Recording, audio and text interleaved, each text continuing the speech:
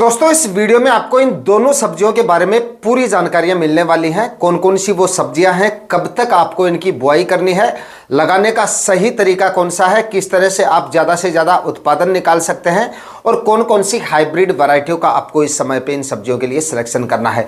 पूरी जानकारियों के लिए वीडियो पे लास्ट तक आपको बने रहना है। और ये वीडियो अगर आपके लिए इंफॉर्मेटिव रहे तो इस वीडियो को लाइक और शेयर जरूर कर दीजिएगा। रिक्वेस्ट है आपसे, लाइक करना भूल जाते हैं, वीडियो को ज़्यादा से ज़्यादा लाइक जरूर करें। जो किसान भाई चैनल पर नए हैं या चैनल अभी तक आपने सब्सक्राइब नहीं किया है तो चैनल भी सब्सक्राइब कर दीजिएगा ताकि खेतीबाड़ी से रिलेटेड वीडियो सही समय पर सही जानकारियों के साथ आपको मिलते रहे।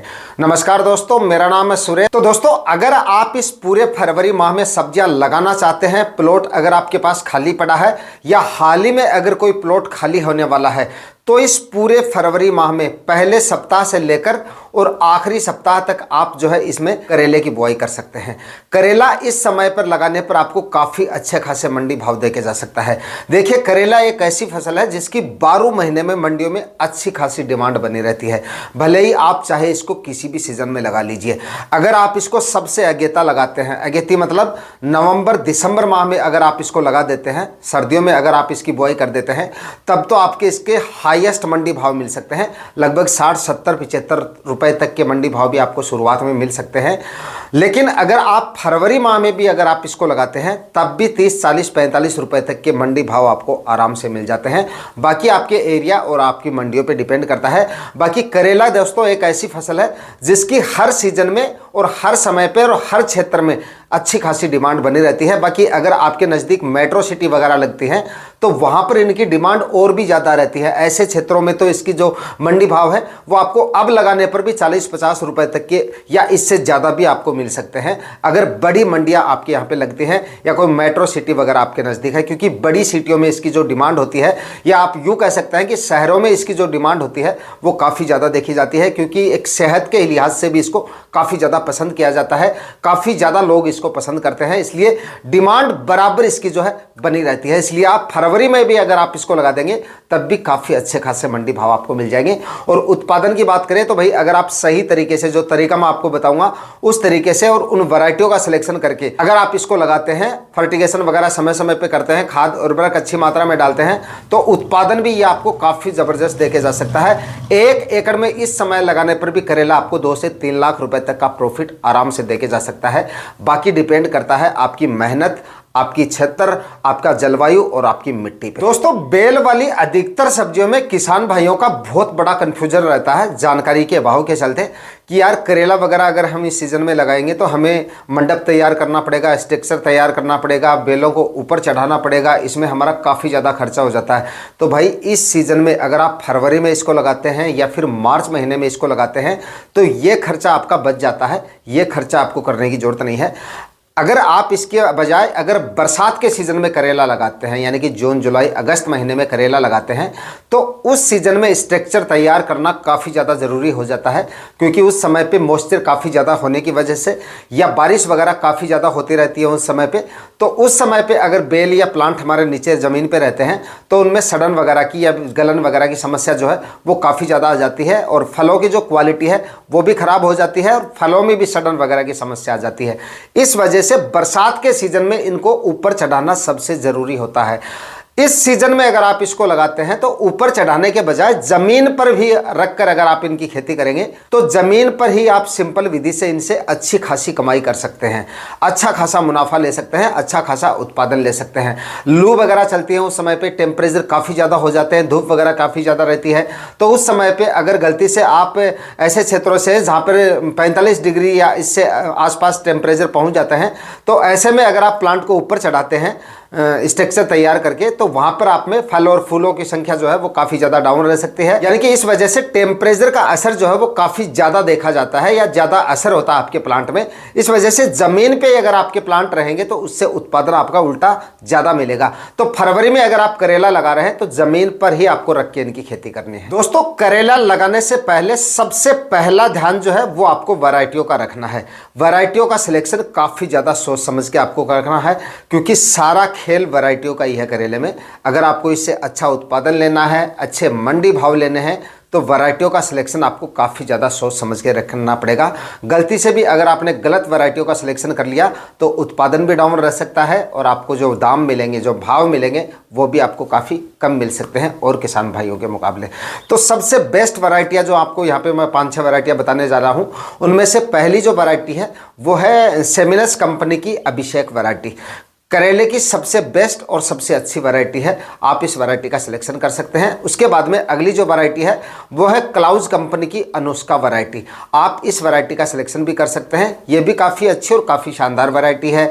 वीएनआर की एक नंदिता वैरायटी आती है करेले की, ये भी काफ़ी अच्छी और काफ़ी शानदार वैरायटी है, आप इसका भी सिलेक्शन कर सकते हैं। सिजंटा कंपनी की अस्मिता के नाम से करेले की वैरायटी आती है, आप उसका भी सिलेक्शन कर सकते हैं, ये भी काफ़ी अच्छी वैरायटी है।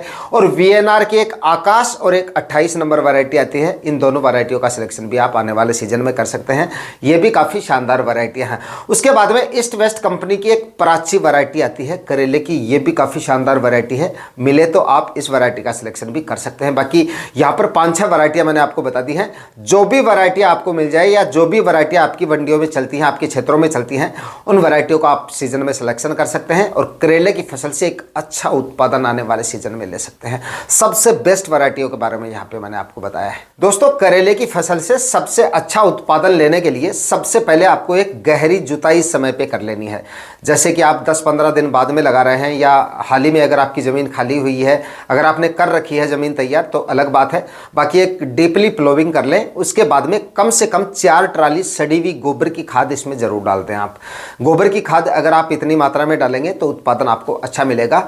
गोबर की खाद डालना इसमें काफ़ी ज़्यादा ज़रूरी है। उसके बाद में 2-1 कल्टीवेशन करके मिट्टी को एकदम से भुरभुरा, ज़मीन को एकदम समतल बना के उसके बाद में कुछ रासायनिक खाद उर्वरक भी इसमें आपको डालने पड़ेंगे ताकि काफ़ी अच्छा उत्पादन आपको मिल सके। रासायनिक खाद उर्वरकों में फास्फोरस आपको लेना है करीब 50 से 60 केजी 1 एकड़ के हिसाब से। म्यूरेट ऑफ पोटाश इसमें आपको 30 से 35 केजी लेना है 1 एकड़ के हिसाब से, और लगभग 15 से 20 केजी यूरिया खाद आखिरी कल्टीवेशन से पहले डालने हैं। छिड़काव विधि से पूरे प्लॉट में समान मात्रा में बिछा के उसके बाद में आखिरी कल्टीवेशन कर लें। आखिरी कल्टीवेशन आप रोटावेटर से भी कर सकते हैं या हेरो से भी कर सकते हैं। आखिरी कल्टीवेशन के समय सुनिश्चित कर लें कि मिट्टी में ज़्यादा नमी वगैरह नहीं होनी चाहिए और मिट्टी एकदम भुरभुरी हो चुकी है, कंकर पत्थर वगैरह, मिट्टी की बड़ी डलिया वगैरह नहीं होनी चाहिए, और ज़मीन एकदम समतल बना के उसके बाद में 6-6 फीट की दूरी पर बेड बना लीजिए। और बेड बनाने के बाद में बारी आती है प्लास्टिक मल्च की। तो देखिए, करेले की फसल में प्लास्टिक मल्च का होना भी काफ़ी ज़्यादा ज़रूरी है। प्लास्टिक मल्च आपकी काफ़ी ज़्यादा काम करती है फसलों में। आप ये ना समझें कि इसमें सिर्फ खरपतवार की वजह से प्लास्टिक मल्च को लगाया जाता है। खरपतवार की तो रोकथाम इससे होती है, इसके साथ साथ पानी का वाष्पीकरण जो है वो काफ़ी कम होता है। इस वजह से सिंचाइयाँ भी आपकी कंट्रोल में रहती हैं। बरसात में बाद में जाके माफ़ कीजिए, जब टेम्परेचर वगैरह काफ़ी ज़्यादा बढ़ जाएंगे, लू वगैरह चलेंगी, तो सिंचाई की जो आवश्यकता है वो भी काफ़ी ज़्यादा पड़ने लगेंगी। तो पानी का वाष्पीकरण नहीं होगा तो सिंचाइयों पे भी आपका कंट्रोल रहेगा। जो प्लांट की जड़ें हैं वहाँ पे नमी बराबर जो है वो बनी रहती है। उसके बाद में अगला जो काम होता है इसका, टेम्परेचर जो है बेड का वो मेंटेन रहता है। मिट्टी का जो टेम्परेचर है जितना प्लांट को चाहिए होता है उस तरह हिसाब से मतलब मेंटेन रहता है, चाहे सर्दियां हो चाहे गर्मियां हो।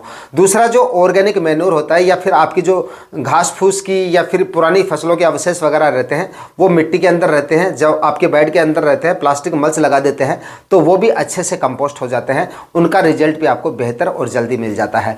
तो इस वजह से प्लास्टिक मल्च का काफ़ी अहम रोल होता है आपकी सब्जियों की फसलों में।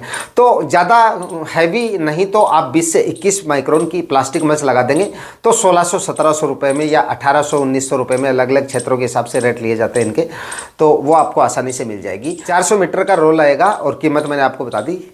20 से 21 माइक्रोन की जो प्लास्टिक मल्च लगाएंगे तो इतने में आपको पड़ जाएगी। तो 21 माइक्रोन की प्लास्टिक मल्च लगा दीजिएगा, 1-1 फीट की दूरी पर होल निकाल के, और 1-1 फीट की दूरी पर आपको बीजों की बुआई कर देनी है। इस तरीके से आप करेले की खेती आने वाले सीजन में कर सकते हैं और एक अच्छी कमाई इस सीजन में करेला लगाकर आप कर सकते हैं। दोस्तों, इसके बाद में बात करते हैं अगली फसल की, और अगली फसल भी भाई आपको अब लगाने पर काफ़ी जोरदार मंडी भाव देके जा सकती है। कम से कम आप ये मानिए कि 20-25 या 30-35 रुपए तक के मंडी भाव भी देके जा सकती है। यानी कि अब आप इस पूरे फरवरी महीने में खरबूजे की बुआई कर सकते हैं और अब लगाने पर खरबूजा भी आपको काफ़ी शानदार प्रॉफिट देके जा सकता है। अगर फरवरी के मध्य तक भी अगर आपने इसको लगा लिया तो आप ये मानिए कि कम से कम 20-25 रुपए से लेकर और 30-35 रुपए तक के रेट आराम से आपको मिल सकते हैं। जो अगेती खरबूजे की फसल किसान भाइयों ने लगा रखी है, नवंबर में लगाई हो चाहे दिसंबर में लगाई हो, भले ही उन्होंने जनवरी में लगाई हो, वो फसल तब तक खत्म हो चुकी होगी जब तक आपकी खरबूजे की फसल तैयार होगी। कुछ किसान भाइयों को मानना है कि फरवरी में अगर खरबूजा लगाएंगे तो रेट मिलेंगे या नहीं मिलेंगे, इसकी कोई गारंटी नहीं है। बिल्कुल गारंटी तो नहीं है, लेकिन खरबूजा एक ऐसी फसल है जिसको गर्मियों में सबसे ज़्यादा पसंद किया जाता है और गर्मियों में ही इसकी जो डिमांड है वो सबसे ज़्यादा देखी जाती है। बड़े चाव से इसको गर्मियों में खाया जाता है। तो गर्मियों में आगे चल के जब आपकी फसल तैयार होगी तो कम से कम 20-25 रुपए के रेट तो आप लेके चल ही सकते हैं। और खरबूजे के अगर 20 रुपए के रेट आपको मिल जाते हैं, मैं तो कहता हूं 15 से 20 के बीच में भी अगर आपको इसके रेट मिल गए और अच्छी वैरायटियों का सिलेक्शन करके उत्पादन अगर आपने अच्छा ले लिया इससे, तो काफ़ी शानदार प्रॉफिट ये फसल भी आपको आने वाले दिनों में देखे जा सकते हैं। बस कुछ सावधानियां इसमें आपको जरूर रखनी पड़ेगी। वो सावधानियां अगर आप रख लेंगे तो ताबड़तोड़ उत्पादन लेने से खरबूजे से आपको कोई नहीं रोक पाएगा, क्योंकि काफी जोरदार उत्पादन निकलता है इसका खरबूजे का मतलब। तो दोस्तों, अब अगर आप खरबूजा लगाना चाहते हैं तो कौन कौन सी हाइब्रिड वैरायटियों का आपको सिलेक्शन करना चाहिए ताकि ज्यादा से ज्यादा उत्पादन खरबूजे की फसल से आपको मिल सके। देखिए, सबसे बेस्ट जो वैरायटी आती है ना खरबूजे की, वो आती है नावन्यू सीड की। चाहे तो आप नावन्यू सीड की कुंदन वैरायटी का सिलेक्शन कर सकते हैं, काफी अच्छी और सबसे बेस्ट वैरायटी है। उसके बाद में नावन्यू सीड की ही एक बॉबी के नाम से वैरायटी आती है खरबूजे की, यानी ये जाली वाला जो खरबूजा आता है येलो कलर का, उनकी बात कर रहा हूं। वो भी जो वैरायटी है उसका आप सिलेक्शन कर सकते हैं, ये भी काफी अच्छी और काफी शानदार वैरायटी है। पट्टे वाले खरबूजा अगर आप लगाना चाहते हैं तो सागर कंपनी की कस्तूरी वैरायटी आती है, उसका आप सिलेक्शन कर सकते हैं, या सागर 60 वैरायटी आती है, इसका भी आप सिलेक्शन कर सकते हैं। ये भी काफ़ी अच्छी और काफ़ी शानदार वैरायटी है। इस तरह से खरबूजे की बहुत सारी वैरायटियां हैं जिनका आप इस समय पे सिलेक्शन कर सकते हैं और अच्छा उत्पादन खरबूजे की फसल से ले सकते हैं। इन वैरायटियों का सिलेक्शन करेंगे तो काफ़ी शानदार उत्पादन खरबूजे की फसल से आपको मिलेगा। दोस्तों, खरबूजे की फसल से भी अच्छा उत्पादन लेने के लिए अच्छी मात्रा में खाद उर्वरक डालने जरूरी है, और गोबर की खाद तो इसमें भी आपको सबसे ज़्यादा जरूरी है डालनी, क्योंकि तभी आपको इससे अच्छा उत्पादन मिलेगा। खरबूजा एक ऐसी फसल है जिसमें ज़मीन में अगर आप गोबर की खाद यानी देसी खाद जितनी अच्छी मात्रा में डालेंगे उतना ही अच्छे रिजल्ट आपको मिलेंगे। तो 4 से 5 ट्राली या 3 से 4 ट्राली तो आपको डालनी है। 3 से 4 ट्राली डाल देंगे तब भी काम चल जाएगा, तब भी अच्छा उत्पादन मिल जाएगा। डीएपी खाद की बात करें तो 50 से 60 केजी इसमें डीएपी खाद आपको डालने पड़ेगी। म्यूरेट ऑफ पोटाश की बात करें तो 30 से 35 केजी इसमें भी आपको म्यूरेट ऑफ पोटाश डालना पड़ेगा।